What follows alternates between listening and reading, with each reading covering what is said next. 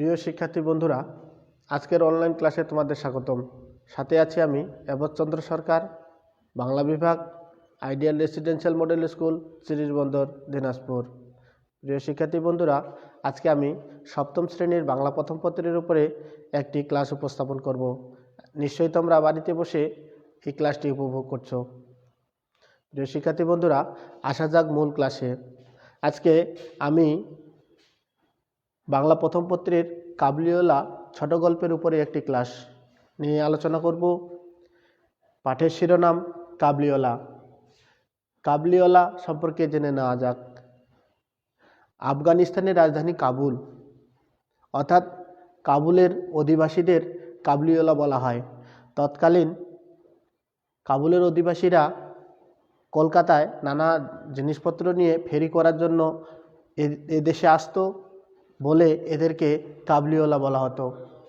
কাবুলিওয়ালা গল্পের লেখক রবীন্দ্রনাথ ঠাকুর। রবীন্দ্রনাথ ঠাকুর 1861 খ্রিস্টাব্দে 7ই মে, 25শে বৈশাখ 1268 বঙ্গাব্দে কলকাতার বিখ্যাত ঠাকুর পরিবারে জন্মগ্রহণ করেন।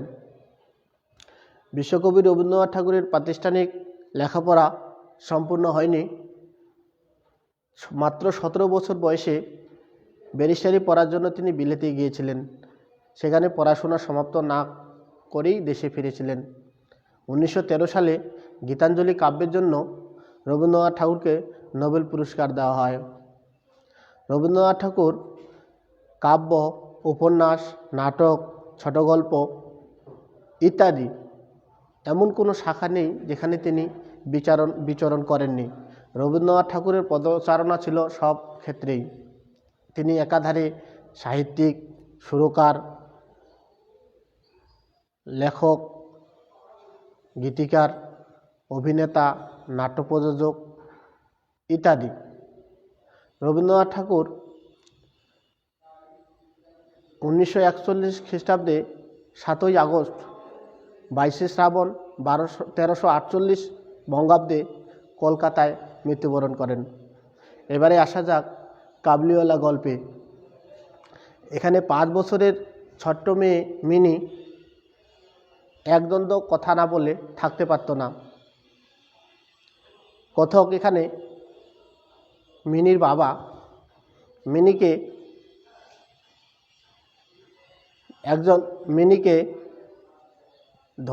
ধৈর্যবান শ্রোতা মনে করে লেখক সপ্তদশ অধ্যায়ের লেখা শুরু করেছিলেন। সেই সময় মিনি তার বাবার কাছে এসে বিভিন্ন প্রশ্ন করে। ঠিক এমন সময় তাদের বাড়ির পাশ দিয়ে কাবুলিওয়ালা যায়। সে কাবুলিওয়ালাকে দেখতে পেয়ে ও কাবুলিওয়ালা, ও কাবুলিওয়ালা বলে চিৎকার দেয়। এক পর্যায়ে মিনির ডাকে কাবুলিওয়ালা ছুটে আসে। এসে মিনির সঙ্গে তেমন কোনো কথাবার্তা হয় না। মিনি ভয়ে চুপ করে থাকে। এটা ছিল কাবুলিওয়ালার সঙ্গে মিনির প্রথম সাক্ষাৎ। এরপরে আরও একদিন লেখক অর্থাৎ কাবুলিওয়ালা মিনির বাবা লক্ষ্য করলেন যে কাবুলিওয়ালা এবং মিনির মধ্যে কথোপকথন হচ্ছে এবং অনেক হাসি মজা হচ্ছে। এবং কথক মনে করলেন, অর্থাৎ মিনির বাবা মনে করলেন যে এটা তার প্রথম সাক্ষাৎ নয়, এদের মধ্যে বন্ধুত্ব হয়ে গেছে। ঠিক এমনটা অবস্থায় মিনিকে কাবুলিওয়ালা বাদাম, কিশমিশ, খোয়াবানি ইত্যাদি দেয় এবং বিভিন্ন ধরনের তারা গল্প করে। এক পর্যায়ে মিনি এবং কাবুলিওয়ালার মধ্যে বন্ধুত্ব হয়। এই বন্ধুত্ব মিনির মা মোটেই ভালো চোখে দেখত না। কাবুলিওয়ালার ঢিলাঢালা পোশাক, ময়লা কাপড়, মাথায় পাগড়ি, ঘাড়ে ব্যাগ নিয়ে এদেশে ফিরি করার জন্য আসতো। তাদের ধারণা ছিল যে কখন তার মেয়ের সঙ্গে বন্ধুত্ব করবে, তারপরে সে তার দেশে নিয়ে যাবে, এটা তার মায়ের ধারণা। এদিকে মিনি কাবুলিওয়ালা দুজনের কথোপকথন মিনির মায়ের মোটেই সহ্য হতো না। এক পর্যায়ে লেখক যখন লেখার ঘরে হঠাৎ করে একদিন বাইরে শোরগোল চিৎকার শোনা যাচ্ছে। কয়েকজন পাহারাদার কাবুলিওয়ালা রহমতকে কোমরে রশি বেঁধে নিয়ে আসছে। লেখক তাদের কাছে গিয়ে জিজ্ঞাসা করে যে কি হয়েছে, কেন রহমতকে বাধা হয়েছে। তখন প্রতি উত্তরে বলে যে রামপুরি চাদর নিয়েছিল, যার কারণে রহমত তার কাছে টাকা পাইত। এই জন্য বাকবিতণ্ডায় এক পর্যায়ে রহমত সেই ব্যক্তির পেটে চাকু দিয়ে আঘাত করে, এজন্য তাকে ধরে নিয়ে যায়। তার অনেক দিন পর সে জেল থেকে ছাড়া পেয়ে মিনির বাড়িতে আসে।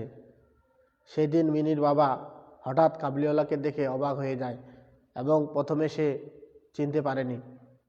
কাবুলিওয়ালা মিনির বাবাকে বলে যে আমি রহমত আছি, এবং এক পর্যায়ে মিনিকে সে দেখতে চায় এবং কাবুলিওয়ালাকে তার মিনির বাবা বলে যে রহমত, আজকে তুমি যাও, আজকে তোমার সঙ্গে দেখা হবে না, কারণ আজকে বাড়িতে অনেক কাজ, তুমি অন্য দিন এসো। শত অনুনয় বিনয় করেও কাবুলিওয়ালা যখন বোঝাতে পারছিল না যে সে মিনিকে শুধুমাত্র এক দ্বন্দ্ব দেখবে, ঠিক সেই সময় মিনির বাবা বলল যে আজকে হবে না, তুমি যাও। পরবর্তীতে সে যখন চলে যাচ্ছিল, ঠিক সেই সময় মিনির বাবার মনে হচ্ছিল যে লোকটাকে পেছন থেকে ডাক দেই, কিন্তু তৎক্ষণাৎ সে নিজের থেকেই এসে বলল যে আমি মিনির জন্য কিশমিশ খাওয়াবানি এনেছি, এগুলো মিনিকে দিবেন। ঠিক সেই সময় মিনির বাবা এগুলোর দাম দিতে গেলে রহমত মিনির বাবাকে বলে, বাবু সাহেব আপনার অনেক মেহরবানি, আমি এগুলো বিনিময়ে টাকা নিব না, কারণ আপনার মেয়ের কাছে আমি সওদা করতে আসি না। আমারও দেশে তোমার মেয়ের মতো একটি মেয়ে আছে, লড়কি আছে, ওই লড়কির কথা মনে পড়লে আমি আপনার মিনির কাছে আসি। হঠাৎ সে বুকের ভেতর থেকে একখানা সাদা ছাই ভূষা হাতের ছাপ বের করে মিনির বাবাকে দেখায়। তারপরে মিনির বাবা বিষয়টি বুঝতে পেয়ে অন্তঃপুর হতে মিনিকে ডেকে নিয়ে আসে।